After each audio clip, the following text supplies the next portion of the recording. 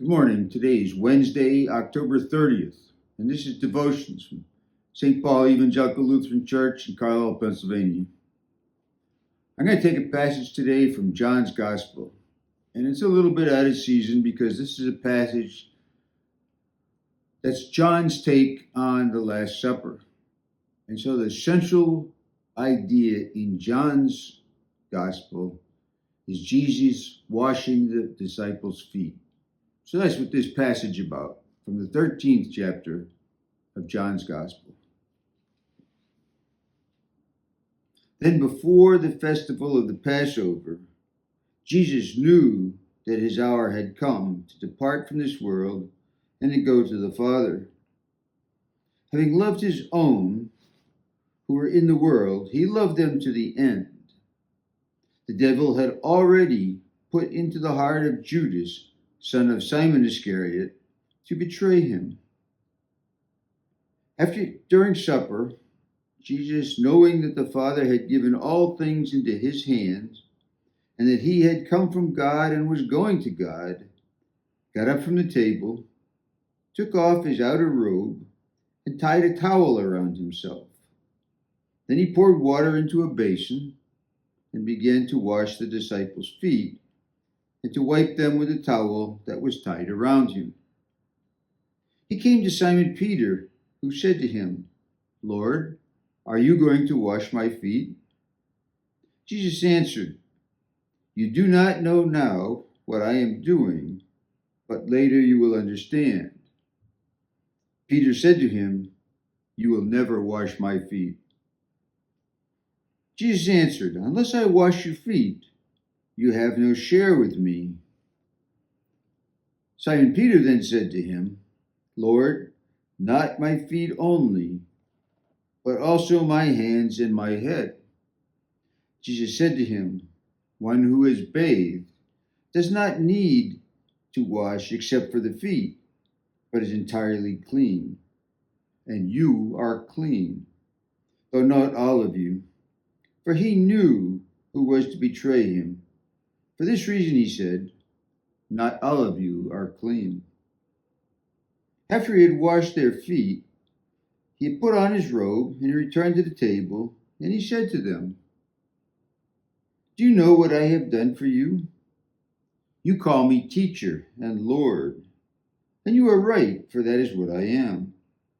So if I, your Lord and teacher, have washed your feet, you also ought to wash the feet of one another. For I have set an example for you, that you also should do as I have done to you. Very truly I tell you, servants are not greater than their masters, nor are messengers greater than the ones who send them. If you know these things, you are blessed if you do them. I am not speaking of all of you. I know whom I have chosen, but it is to fulfill the scriptures. The one who ate my bread has lifted his heel against me. I tell you this now before it occurs, so that when it occurs, you may believe that I am he. Very truly I tell you, whoever receives one whom I send receives me, and whoever receives me receives him who sent me." Excuse me. Most people know about this passage. And on many Lent services on Maundy, Thursday, this is reenacted in churches. And often the pastor does the washing, and sometimes we are asked if we want to wash each other's feet. So this is a significant event. But let's look at it in their day, in Jesus' time. When somebody came to your house, it was common courtesy to wash their feet. Jesus went to a house where he sat at table with one of the Pharisees who did not offer that. And Mary came in and washed his feet by crying on them and then using her hair to dry his feet. And Jesus used this example to chastise this Pharisee because this was a common thing. It was a hospitality that hosts were supposed to offer. But hosts didn't do it themselves. They generally had a servant or a slave to do it.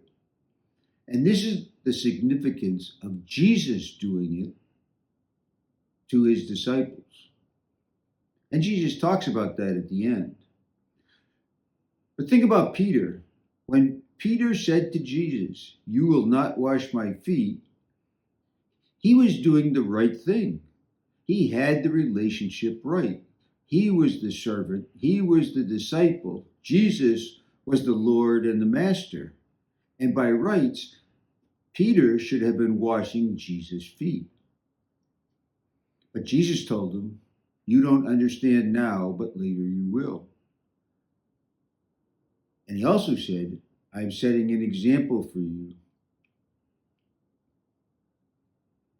I think that's the same thing we're supposed to get out of this. We're not supposed to be lording it over each other. We're not supposed to be worried about our relationship with each other. We're supposed to be servants for each other.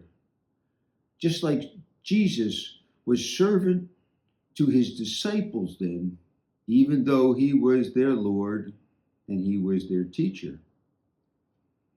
So when we think about this, we have to think about our relationship.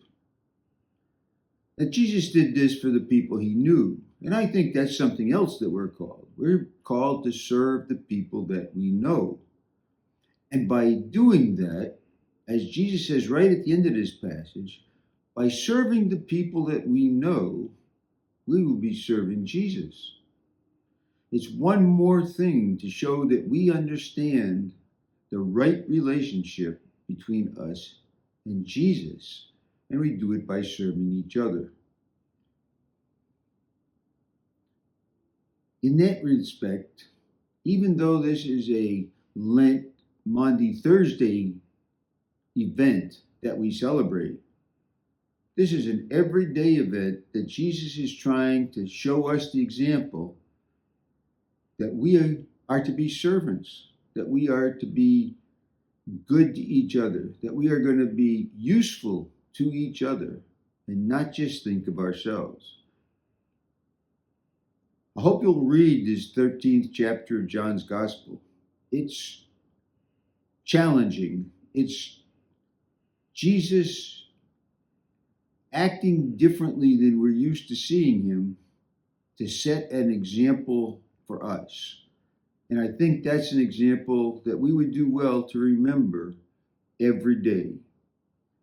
Jesus wants us to be in the role of servants to each other. Thank you.